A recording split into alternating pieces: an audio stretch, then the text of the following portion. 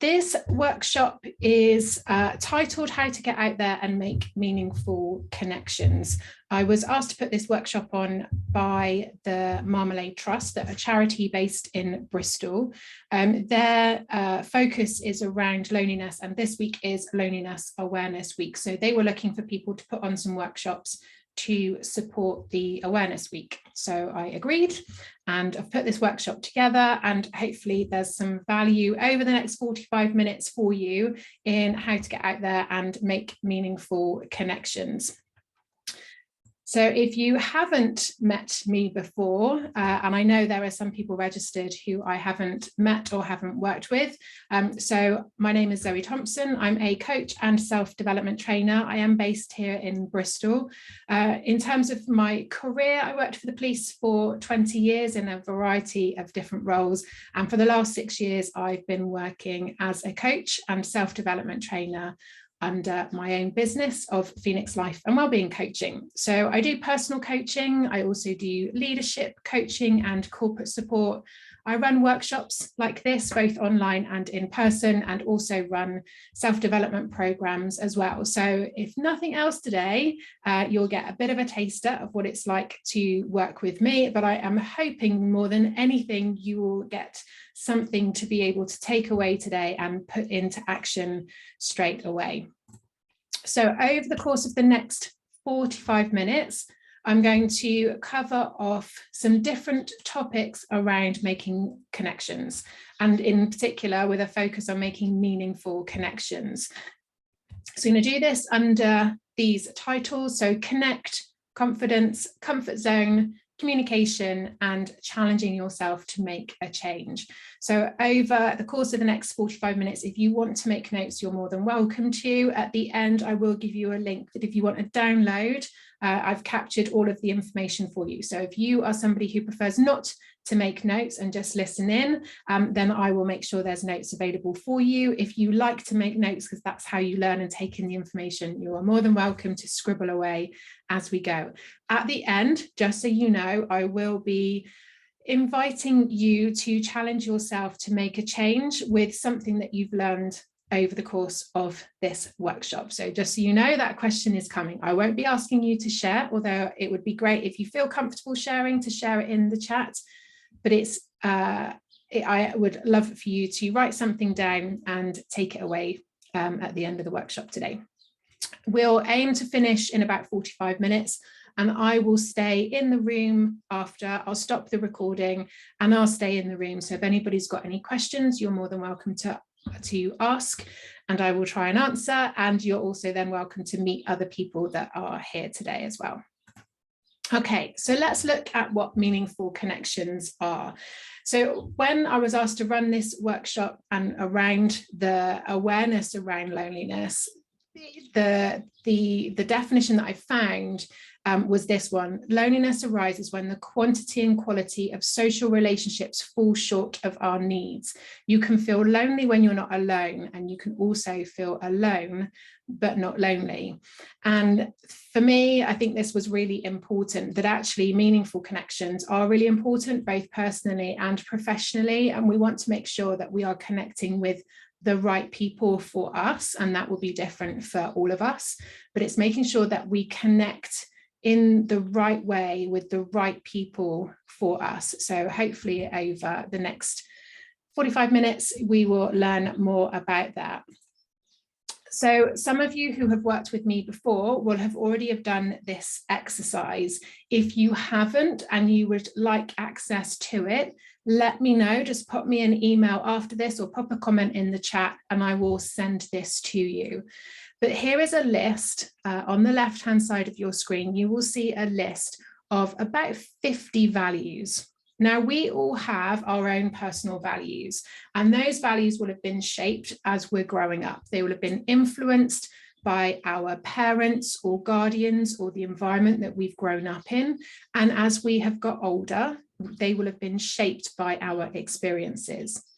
So what's really important here is that we have that clarity around what our values are, because our values are our principles or standards of behavior. They're the things that we judge to be important in life. So this is how we connect not just with other people, but how we connect with ourselves as well. So it's really important that we have that clarity on what they are. Now, I have mine written down. They're here to the left of my screen so that they're in my line of sight as a reminder all of the time. Now, obviously doing this work, I do talk about them a lot. So I've always got that awareness of what my values are. And I'm always checking that they are in alignment with what I'm doing and the decisions that I make and how I show up. And it's important that you do that too. So if you've not done this exercise before, or if you have done this exercise but not for a little while, it would probably be a good opportunity for you to check in with what your values are. Now, I would normally say to identify what your top 3 are. And if you haven't done this and you want the workbook, let me know and I will send it through. So then you've got more time to be able to work this through. But as you look at the screen, it might be that certain words on this page are jumping out to you as what's important. You can do this a number of ways. You can do this by process of elimination. You can cross off the ones that you know don't mean anything to you, they're not important. Or you can do this by going through and highlighting the ones that you know that are important to you, and then reducing that list, putting them into a hierarchy to see what your top 3 or top 5 are. Now, once you know what your values are and once you've got your clarity around what your values are, this gives you that really clear picture about what's important to you. And this is what then becomes important when you're looking to connect with other people, because it's not about having shared interests or shared experiences. Quite often what we find in meaningful connections are connections where there's a shared value and where there's a shared element that we have that connection around. And values is a big part of that. And sometimes, although our values can conflict, our own values can conflict with each other. But when we understand what those are and why they are conflicting, it means that we can take that situation and we can work on that situation because we understand what's important to us and also what's important to others. So we can have a meaningful connection with people who have a different value or different values to us. That is possible, but we have to understand what they are so that when they do conflict with each other, we can recognize and respect what those differences are and have that level of understanding of why one thing is really important to somebody else, even if it doesn't feel important to us. And that acknowledgement of what's important to other people is part of what helps deepen that connection and make it more meaningful, because we're being respectful and we're acknowledging what is important to them, even if it's not what is important to us. So it's really important that we're able to communicate that and be able to understand that. Now, it might be that some of your values feel non-negotiable. It might be that there are certain things for you in terms of standards of behavior or things that you feel that are important are non-negotiable. So honesty, perhaps, that might be something that is a non-negotiable for you, but you'll know what that is. And that means then when you're meeting people, you are looking for people who are honest and open, people who you do feel that you can build that trust and that rapport with, because that's something that is important to you and so important that you are not willing to negotiate on it. But it might be that you have other values that, whilst they're important to you, you recognize that they may not be important to other people, and therefore you're willing to negotiate on them. Now, that's a very much an independent decision. It's very much independent choice, and it will be different for different people. For some, their values all of them will be non-negotiable. And for others, they'll have 1 or 2 that are not negotiable, but they're open to negotiating on others. So one of mine is positivity. I would say, is it negotiable? Probably not. I find it really difficult to be in that environment that isn't positive. So I would say that's probably one that is not negotiable for me. But one of my other ones is making a difference. Now, I know that that's important to me. It's also quite often something that is important with the people that I work with. They want to make a difference. They want that continuous improvement. And that's something that is important to me and also important to them too. But I also have really good friends that continuous improvement isn't important to them. Making a difference isn't important to them. And I'm open to negotiating that that's not a deal breaker for me. I don't need people in my world that are out there to make a difference or looking to continuously improve themselves. But being positive, that's not negotiable for me. So when you recognize what your values are and what your core values are, then you can start to think about what's important to you. How important is it for you? But how is it important, how much of an importance is there in how this is for other people? And then you'll know what you're willing and open to negotiate on. Now, when we connect with people, it's really important that we pay attention to our energy when we are with other people. Now, some people will drain us of energy very, very quickly, and other people will radiate. They'll fill us with positive energy and confidence and courage and all of these other attributes that are really important. But some people will drain that from us very, very quickly. And one of the ways that I've heard it described is social vampires. They literally just suck that energy out of you. So it's really important when you're connecting with people to pay attention to the energy that you feel when you're with them and the energy that you feel after spending time with them, because that will give you an indication as to whether that connection is authentic and whether or not it's meaningful and whether or not it's purposeful as well, because we need to connect with purpose. This is not about collecting as many people in our lives as possible. It's about connecting people with intention and with purpose, of people who we can contribute to and people who contribute to our lives as well. So it's really important to be able to do that. Some people will drain and some people will radiate. And in a similar way, some people will be like anchors. They want you to stay in the harbor. So if you think of yourself as a ship and you have all of these big dreams and big aspirations and you want to go sailing off into the world, there will be some people in your lives that don't want you to do that. That doesn't work for them. They want you to stay as you are. That works for them. You being you, how you are now, works for them. And they don't want you to change. They don't want you to go sailing off and reaching your dreams and your aspirations. They want you to stay in the harbor. And so whilst it's with good intention, the intention is to themselves and looking after themselves and what life is like now, rather than the intention of supporting you and what's important to you.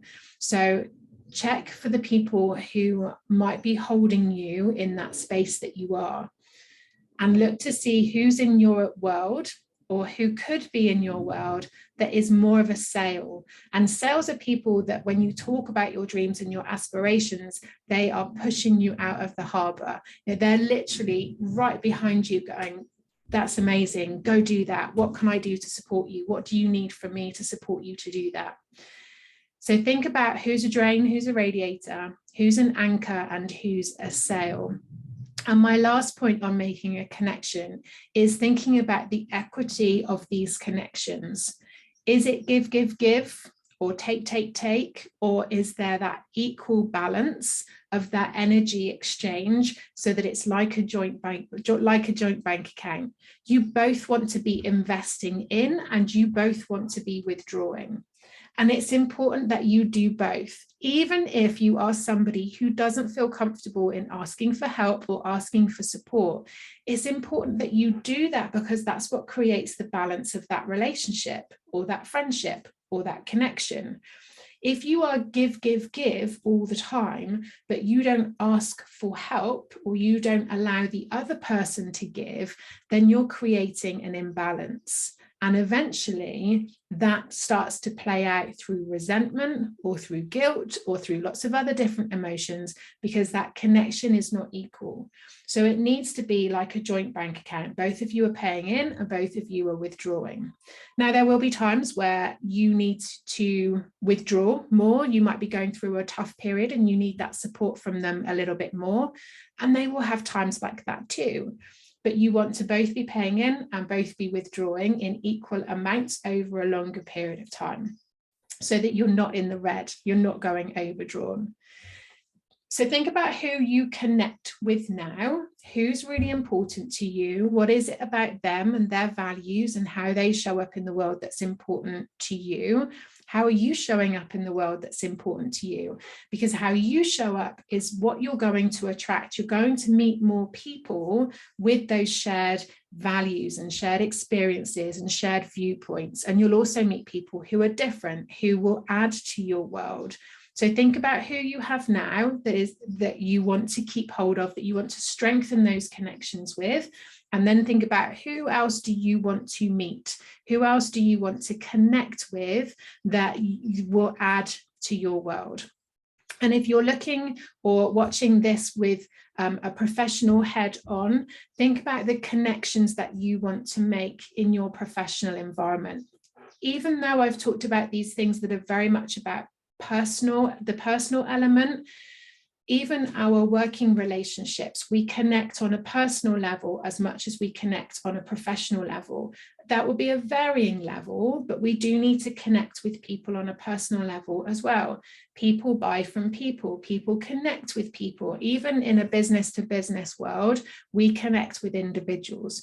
So some of these things that I've talked about will also apply. Okay, let me move on to the next one. I feel 45 minutes was slightly ambitious here. Okay, so let's talk about confidence. Now, there are two elements to this. There's behaving confidently and there is having confidence. One is an action and one is a belief.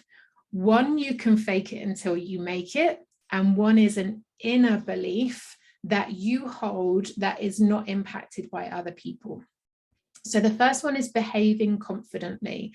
This is an action. This is doing something in a way that means you're showing that you are self-assured. You are expressing in a way that is doing something confidently. So this is your body language. This is your tone, your pace, your inflection, the way that you communicate that shows other people that you have that self-assurance and that you are doing something in a confident way. Now, the more that we do that, even if we don't feel it inside, the more we start to experience things that help us to change that belief and that narrative that we're not confident doing this. And over time, the more that we experience it, the more we start to have and increase that self-assurance, the more we start to have that inner confidence that we have that ability to do something. And when we have that inner belief that we can achieve what is in front of us, then we're not looking for that assurance from somebody else because we own that, we hold on to that. So there's two sides to this. There's behaving confidently, which is the fake it till you make it. It's the body language, it's practicing. So if you're doing interviews or a presentation, you are practicing a way to behave confidently, the actions that give that impression that help people to see that you have that self-assurance, even if you don't feel it. When you have confidence, you've got that inner belief that you can achieve the challenge that's in front of you. So it's almost coming from the inside out, and it comes through in your body language and your tone and your pace and how you show up. But one is practiced and it will lead to the other one. So if you are struggling with the confidence of going out and connecting with other people, practice doing it confidently. Find ways where you do have that inner confidence. Think about where you have that inner confidence. What do you do differently? How do you show up differently? And how can you mirror that in places where you don't yet have the confidence that gives the impression that you are doing something confidently? Feel free to ask questions in the chat as we go, but a lot of people hold themselves back from doing something because they're waiting until they have confidence to do it. Whereas actually going out and taking action and behaving confidently is what leads to those experiences that help to build that inner confidence, that means eventually that comes through in your actions and your behaviors because you have that self-belief. Don't hold back and wait. Just get out there, mirror the body language, mirror who you see in your world that does this really well. Look at what they do really well and start to mirror that, and just get out there. Because if you are waiting for confidence, that's not going to come. You have to get out there, take the small steps, introduce yourself to new things and practice, because the practice is what will lead to having that inner self-belief and that confidence. Okay. Now, when we talk about confidence, we also talk about comfort zone. So you might have seen this graphic before. I know I've certainly posted it across my social media channels and written blogs on it, but it's used quite often in different environments as well. So in a working environment, you might have seen this on a training course. We have our comfort zone. It's where we feel safe, it's where we feel in control, not necessarily because it's comfortable, but because it's familiar. It's comfortable because we know. It's not necessarily comfortable in a positive way. So we need to stretch that, because eventually in that comfort zone, we start to look outside and we want to grow our comfort zone, because that's where our next challenges are. That's where the things that we want to make happen often are outside of our comfort zone. But outside of that comfort zone sits the fear zone. And if we don't have the purpose and the intention of why we're stepping out of our comfort zone, when we step into the fear zone, it means that we are much more likely to retreat back to what is familiar and to what we know. When we set purpose and we set intention and we know why we are pushing ourselves out of the comfort zone and into the fear zone, we are much more likely to continue to push through. It is uncomfortable. It will feel difficult. It will feel a challenge. It will feel uncomfortable because we don't know. There's a lot of unknowns in the fear zone. When we're growing and when we're learning, there are a lot of unknowns. And so it feels uncomfortable. But it's a temporary feeling. Some things are a little bit longer than others, depending on what that challenge is. But for a lot of these things, it's a temporary feeling. So when we can get comfortable with that feeling of being uncomfortable or being in a situation that is unfamiliar to us, when we get used to that feeling and we recognize that this is a sign of growth, this is a sign that we're doing something different, then it can start to feel more positive. Feeling uncomfortable isn't necessarily a negative. It might feel uncomfortable, but it might be a very positive situation. So if you think about times in your past where you've stepped out of your comfort zone and you've done something that's new, it feels uncomfortable. But a lot of it is about the narrative that you hold, the conversation that's going on in your head. Because when that conversation is positive, even though the physical feeling might be uncomfortable and you get little nerves and that anxious feeling, if the narrative that's going on in your head is that this is good, this is exciting, this is different, this is new, this is going to lead to this and this and this, it feels very different, and uncomfortable can feel very positive. Whether we are nervous and anxious or excited, the physical response is the same. The only difference is the conversation that goes in our head that's telling us whether this is a good thing or a bad thing. So we need to challenge that narrative. We need to challenge that conversation that's going on when we can feel ourselves feeling uncomfortable and perhaps a little bit anxious and perhaps a little bit nervous, to ask ourselves what excites us about this. Yeah, it feels uncomfortable because it's new and it's different, but what's exciting about that? What are the opportunities about that? because that's where your purpose and intent is set, which is going to help you to push through that fear zone into your learning and growth zone. And eventually that will expand, and you'll be in your growth zone, you'll be achieving new goals, and you'll be setting, new things to do, because that original goal is long past. You've achieved so much more since then.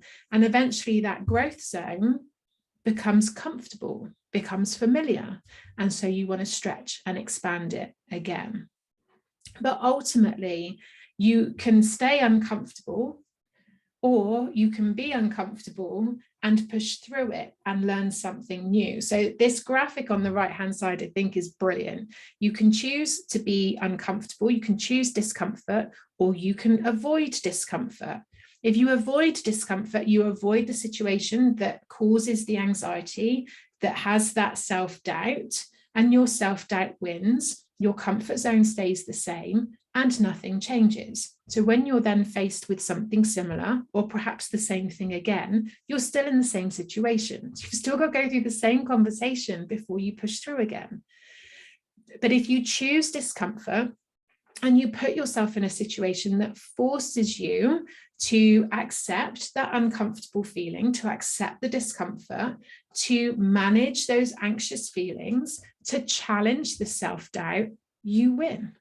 So then the next time something happens, you've already overcome something similar, which is going to add to that confidence, that inner confidence, for you to be able to step into that, behave confidently, and challenge yourself to take those steps forward out of that comfort zone, through the fear zone, because you're not staying in the fear zone, you're pushing through it into that learning and growth zone.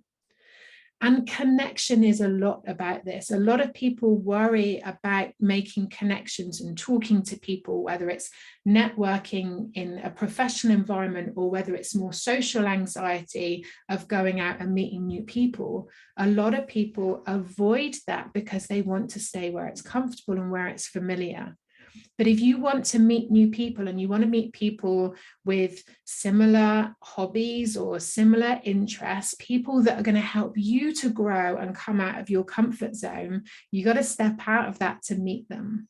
So comfort zone is a really big challenge, especially in terms of making connections and meeting new people, because a lot of people have that uncomfortable feeling, especially if you are somebody who recognizes that you feel more anxious in social situations, then you can hold yourself back from those opportunities. But it means that you're holding yourself in that space, you're holding yourself in what is familiar, but it's not comfortable, because it means you're missing out. You're missing out on meeting new people, and you're missing out on those opportunities. So that's the comfort zone. Being uncomfortable, discomfort is not a negative, not always. Okay, so let's say you have pushed yourself out of your comfort zone. You are in a position where you're out there meeting new people. Communication is really important. Now, in terms of definition, effective communication is defined as the communication between two or more people. And when it's effective, it means that we have communicated, and that the person that we are communicating with has properly understood what we have said in the way that it was intended. So it has been interpreted in the way that it was intended. So we need to make sure when we are communicating, for it to be effective, that we are checking in with the other person, that they have understood what we are saying in the way that we intended for them to receive that information. If we don't check in with that, then that's where we are open to miscommunication and misunderstanding. So when we're communicating with people, it's really important to understand what we need when we communicate and what the other person needs when they communicate. So we all communicate in very different ways. Some people are very direct. Some people like lots of information and detail. Some people are very almost process, very logical in how they approach things. Some people are much more creative in how they talk about things. but we have to understand what we need when we communicate. Do you need somebody to walk you through it step by step, or do you need a summary and then add the information? How do you like to be communicated with? What helps to prevent you misunderstanding what other people are saying to you? Because our communication has layers, and the more we communicate, the more we build the trust and that rapport. So the more we then understand each other, and the more we develop that connection. But it's meaningful communication is just as important. Now, if you are an introvert, you probably don't like small talk. You will probably feel uncomfortable when people make small talk. You are much happier with one-on-one conversations that are deep and meaningful, and a real discussion about something that is interesting, or you want to get into the details of that conversation. If you're an extrovert, you're probably quite comfortable in those situations. You like to move around the room and speak in big groups of people, and you're quite happy with that small talk conversation. So know what it is that you like, and if it helps, communicate that with people. You know, when you first meet people, share with people that actually I don't really like small talk. I'm quite happy for you to just, you know, for us to just get into the detail of what we want to talk about. It's very much individual, but understanding what it is that you need and recognizing what other people need, and that sometimes those two things are not the same. And so you might need to adapt how you show up in conversations to get the most out of them. Now, some people will find this quite difficult because it doesn't feel authentic if they show up in a different way. But this isn't about you being a different person. This is about you being flexible and acknowledging that somebody else has a different need to you, and that you are adapting to help meet that need, because that's what deepens those connections. And they are layers to this. You know, people talk about authenticity and vulnerability. It's not about flipping the switch completely. It's not about going in and being a completely different person, and it's not about going in and being completely vulnerable and sharing all your deep and darkest secrets in that first conversation. Effective communication and meaningful connection is about layering those conversations and moving that conversation through as and when both of you feel comfortable to doing that, and in a way that feels comfortable for doing that. So in a professional environment, that effective communication is probably going to be more at the surface level, because your connection is in that professional environment. It wouldn't be professional to start asking lots of very personal questions. But you might find that over time, as you work together more and that connection builds and the trust and the rapport builds, that actually you can start to reveal different layers and start to have conversations that introduce questions more about personal elements of your world, because that deepens that connection. But it needs to be in an appropriate way. And just because you are ready to have that conversation doesn't necessarily mean that the other person is ready to have that conversation. So it is about that assessment. It's the emotional intelligence of reading the room, reading that person, and introducing topics that feel appropriate, not just based on what you are needing out of that conversation or what you are ready to have in that conversation, but what they are as well. Listening is a really big part of effective human communication. So whether this is personal or professional, the ability to be able to listen, hold that pause, hold that silence, not interrupt, is really, really important. If people don't feel listened to, then the conversation doesn't feel meaningful, and they're not likely to feel that that connection is meaningful, because it feels one way. So it's really important to listen as much as you talk. And in terms of the conversation flowing backwards and forwards, follow your answer to a question with a question, so that you're almost like there's a talking stick. They're giving you this talking stick because they've asked you a question. So what you're doing is you're answering the question, but then you are bringing them back into the conversation by asking them a question and handing that talking stick back over. That follow-up question keeps that conversation going. And what you're also saying is that this conversation is not just about me. I want to know more about you too, because that's what makes it meaningful. It's purposeful, it's intentional. So it might be that you go into different conversations and you're thinking about, what do you need from this conversation? What's the purpose of this conversation? What's your intention going into this conversation? And that will be different for different conversations and different connections, whether they're personal or professional. So there's some things to think about there. Okay, so I said at the beginning that I would be inviting you to challenge yourself to make a change. So I'm very aware that there's been lots of information coming to you as part of this workshop. And for the last half hour or so, I have been giving you lots of information and lots of things to think about. Now, when I say about inviting you to challenge yourself to make a change, it might be one of two things. It might be a domino. So when I talk about a domino, what I mean is, what's the thing that you need to do that's going to help other things fall into place? So what's the one thing that you want to do or you're choosing to do that's going to help other things fall into place?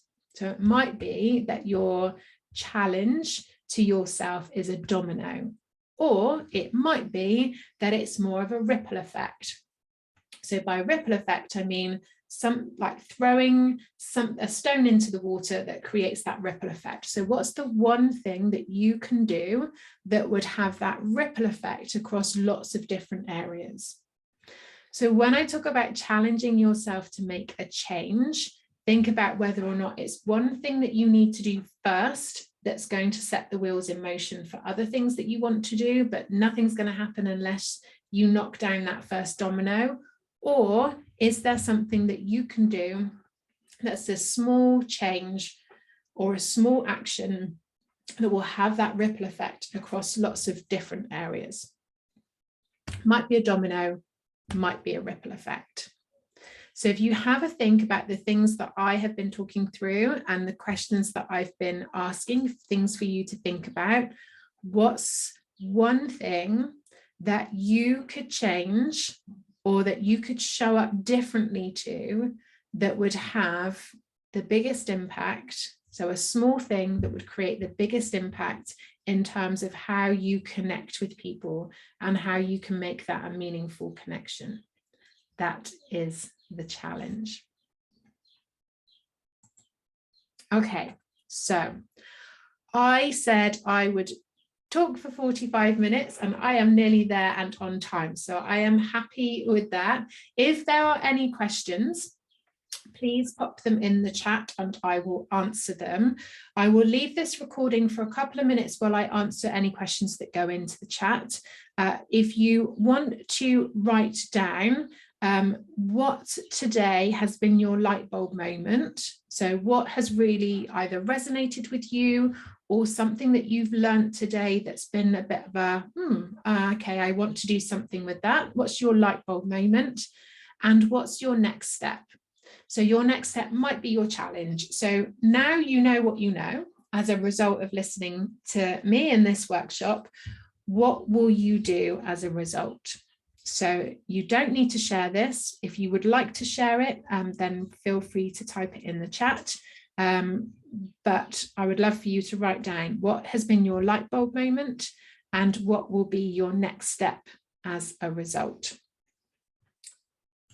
And while you are also doing that, there's a couple of things here for you. So if you would like a free PDF that covers what I've talked about today, if you grab your phones and scan this QR code, it will take you through. Just add your email in and I will send that over to you.